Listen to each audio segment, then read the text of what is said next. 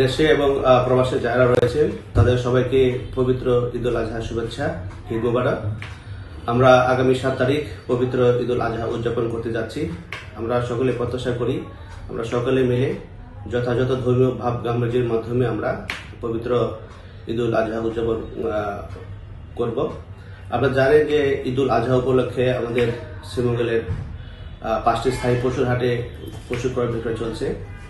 প্রতিটি পশুর হাটে ক্রেতা বিক্রেতার নিরাপত্তার স্বার্থে আমরা পোশাকে এবং সাদা পোশাকে পুলিশ মোতায়েন করেছি, যাতে কোনো প্রকার অজ্ঞান পার্টি বা মলম পার্টির কবলে পড়ে কোনো ক্রেতা বিক্রেতা যেন ক্ষতিগ্রস্ত না হতে পারে সেদিকে সদা লক্ষ্য রেখে আমরা কাজ করে যাচ্ছি। যদিও কিছুদিন যাবৎ আমাদের প্রকৃতি বইয়ে আবহাওয়া বিরাজ করছে, বৃষ্টিপাত হচ্ছে। যদিও ঈদের দিন বৃষ্টিপাত হয়, তবে ঈদগাহ পরিবর্তে বিভিন্ন মসজিদে ঈদের জামাত অনুষ্ঠিত হবে। আর যেহেতু এবার দীর্ঘ একটা ছুটিতে যাচ্ছি আমরা, আগামী 5 তারিখ থেকে 14 তারিখ টানা 10 দিন ছুটি থাকবে।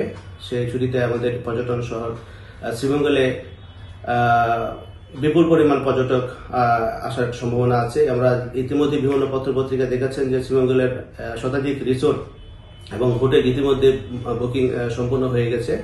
আমরাও পর্যটকদেরকে শ্রীমঙ্গল থানার পক্ষ থেকে সাদর আহ্বান জানাচ্ছি, আপনারা শ্রীমঙ্গলের প্রাকৃতিক নৈসর্গিক দৃশ্য দেখার জন্য অবশ্যই শ্রীমঙ্গলে আসবেন। আমাদের বিভিন্ন হোটেল রিসোর্ট সবাই আপনাদের জন্য বিভিন্ন আঙ্গিকে তাদের প্রোগ্রাম সাজিয়েছে, যারা আপনারা আনন্দ উপভোগ করতে পারেন।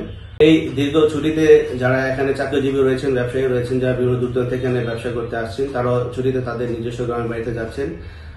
যারা বাসাবাড়ির মালিক রয়েছেন তাদের দৃষ্টি আকর্ষণ করছি, এই ছুটিতে যারা ভাড়াটিয়া আছেন তাদের বাসাবাড়ির প্রতি লক্ষ্য রাখবেন, যাতে কোনো বিভিন্ন চুরির ঘটনা যাতে না ঘটে। আপনাদের সতর্ক দৃষ্টি রাখলে আশা করি এই সমস্যা থেকে আমরা উত্তরণ করতে পারবো। এবং দেখা যায় যে ঈদের দিন বা ঈদ পরবর্তী সময়ে বিভিন্ন ঊর্ধ্ব বয়সের ছেলেরা ডিজে পার্টি সহ বিভিন্ন গাড়ি নিয়ে শহরে প্রদক্ষিণ করে, এক্ষেত্রে দেখা যায় যে বিভিন্ন দুর্ঘটনার সম্মুখীন হয়।